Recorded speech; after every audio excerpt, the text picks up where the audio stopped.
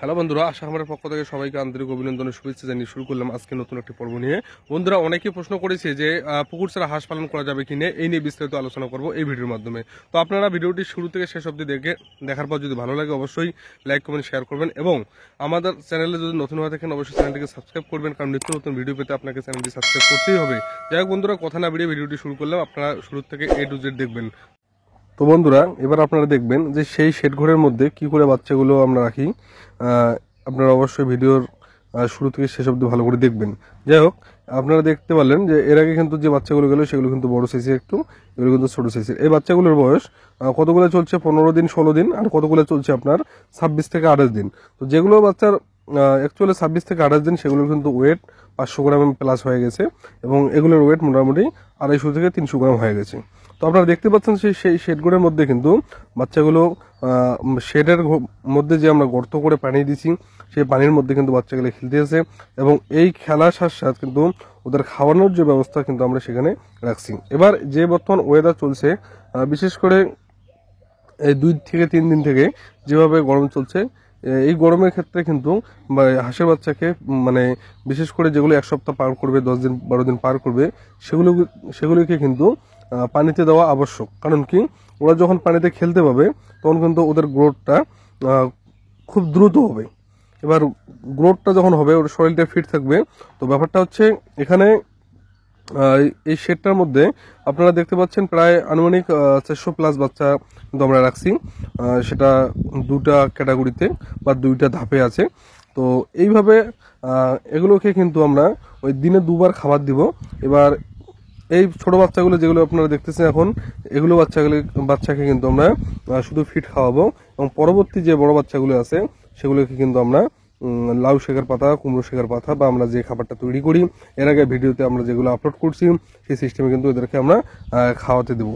এবার ব্যাপারটা হচ্ছে যে আপনারা পুকুর নয়, আপনারা শেড ঘরে কিন্তু হাঁস পালন করতে পারেন। তবে পুকুরের ক্ষেত্রে কতগুলো সুবিধা আছে, এবং শেড ঘরের ক্ষেত্রে কতগুলো অসুবিধা হয়। তো এই নিয়ে আমি পরবর্তী কোনো ভিডিওতে আপলোড করব। অবশ্যই আপনাদের জানাবো যে শেড ঘর আর পুকুরের মধ্যে পার্থক্য কী। তো আপনারা চাইলে কিন্তু এইভাবে ছোট্ট করে শেড ঘর বানিয়ে কিন্তু 2 থেকে 300 বা 400 হাঁসের বাচ্চা কিন্তু আপনারা পালন করতে পারেন। তো বিশেষ করে আপনারা মনে রাখবেন, এই শেডের মধ্যে যে পানিগুলো দেওয়া আছে সেই পানিগুলো কিন্তু আমরা প্রত্যেক দিন কিন্তু আমরা চেঞ্জ করি। সকালবেলা করে আমরা কিন্তু চেঞ্জ করে দিই। আগের যে পানিগুলো থাকে সেগুলো পানির মধ্যে কিন্তু ময়লা জমে এবং ভাইরাস অ্যাটাক করে বলে আমরা কিন্তু সেই পানিগুলো আমরা কিন্তু চেঞ্জ করে দিই। এবং এই শেড ঘরের মধ্যে আমরা ভালো করে দেখুন যে এক সাইড কিন্তু আমাদের বদ্ধ অবস্থায় আছে, আর এক সাইড কিন্তু খোলা অবস্থায় আছে, এবং উপরটা কিন্তু একটা সাইড খোলা অবস্থা, একটা সাইড কিন্তু বদ্ধ অবস্থা, অর্থাৎ 50% জায়গা আমরা কিন্তু খোলা অবস্থায় রাখছি, কারণ রোদের আলো পাওয়ার জন্য। এবার যখন এইরকম ওয়েদার থাকবে তখন কিন্তু এদের পানিতে খেলা করার পর শরীর যখন ভিজে যাবে তখন কিন্তু আমাদের রোদের প্রয়োজন আছে। এদেরকে রোদ দেওয়াটা খুবই জরুরি হয়ে যাবে, কারণ শরীরটা ফিট রাখার জন্য কিন্তু এদের শরীরটা শুকাতে হবে। তো এইভাবে কিন্তু আমরা শেড ঘরের মধ্যে এখন হাঁসগুলো রাখতেছি, হাঁসের বাচ্চাগুলো রাখতেছি, এবং পরবর্তী সময়ে যখন পুকুরে দেওয়া হবে তখন কিন্তু আপনাদের অবশ্যই আপডেট দিব যে কখন পুকুরে দিবেন বা কি কি কারণে পুকুর ছাড়াও হাঁস পালন করা সম্ভব হয়। এই নিয়ে বিস্তারিত আলোচনা কিন্তু পরবর্তী কোনো ভিডিওতে আমি আপলোড করব। তো এর পরের দিন অর্থাৎ এর পরবর্তী যে ভিডিও হতে চলেছে সেটা হলো শেড ঘরটা কী করে তৈরি করবেন, এই নিয়ে কিন্তু পরবর্তী ভিডিওতে আলোচনা হবে। তো আপনাদের আমি আবারও বলছি, যদি আমার চ্যানেলে নতুন হয়ে থাকেন অবশ্যই চ্যানেলটিকে সাবস্ক্রাইব করবেন, এবং পাশের দেওয়া বেল আইকনটিতে অল করে রাখবেন নিত্য নতুন ভিডিও পাওয়ার জন্য। তো বন্ধুরা, আপনাদের আরেকটা অ্যানাউন্স আমি করতে যাচ্ছি যে আপনাদের যদি কাউকে বাচ্চা লাগে, 0 থেকে হিরো, জিরো বলতে আমাদের এখানে কিন্তু 0 1 দিন বা 2 দিনের না, জিরো বলতে আমাদের এখানে প্রধানত আমরা 4 দিন মিনিমাম, ম্যাক্সিমাম 7 দিন বোর্ডিং করার পর আমরা কিন্তু তারপর বাচ্চাটাকে কাউন্ট করি 0 হিসাবে। কারণ হ্যাজ কমপ্লিট হওয়ার পর কিন্তু কোনো বাচ্চা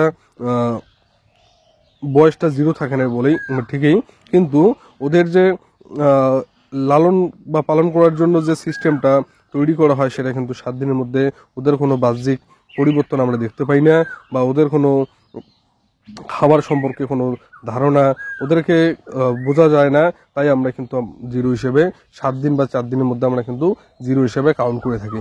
বিশেষত গরমের সময় 4 দিন বোর্ডিং করলে কমপ্লিট হয়ে যায় এবং ঠান্ডার সময় কিন্তু আমাদের 6 থেকে 7 দিন বোর্ডিং করতে লাগে। তো যাই হোক বন্ধুরা, আপনারা যদি খামার করতে আগ্রহী হন পুকুর ছাড়া, তো অবশ্যই ভিডিওটি সাবস্ক্রাইব করবেন এবং পাশের দেওয়া বেল আইকনটি প্রেস করে রাখবেন।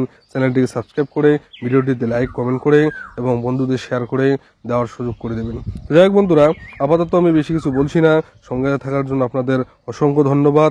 এবং আর একটা অ্যানাউন্স করতে যাচ্ছি যে এই বাচ্চাগুলো যদি আপনারা কেউ নিতে চান তো অবশ্যই যোগাযোগ করতে পারেন। আমাদের নাম্বার ডিসক্রিপশন বক্সে দেওয়া আছে, আমাদের লোকেশন দেওয়া আছে, আপনারা সেখান থেকে কিন্তু যোগাযোগ করে নিতে পারেন। তো এবার ব্যাপারটা হচ্ছে যে প্রত্যেক দিনই আমাদের চ্যানেলে ভিডিও আপলোড হয় হাঁস এবং মুরগির সম্পর্কে। তো আপনারা অবশ্যই চ্যানেলটিকে সাবস্ক্রাইব করে পাশের দেওয়া বেল আইকনটি প্রেস করে অল করে রাখবেন। যাই হোক, ধন্যবাদ, ভালো থাকবেন, সুস্থ থাকবেন, দেখা হচ্ছে পরবর্তী কোনো নতুন ভিডিওতে।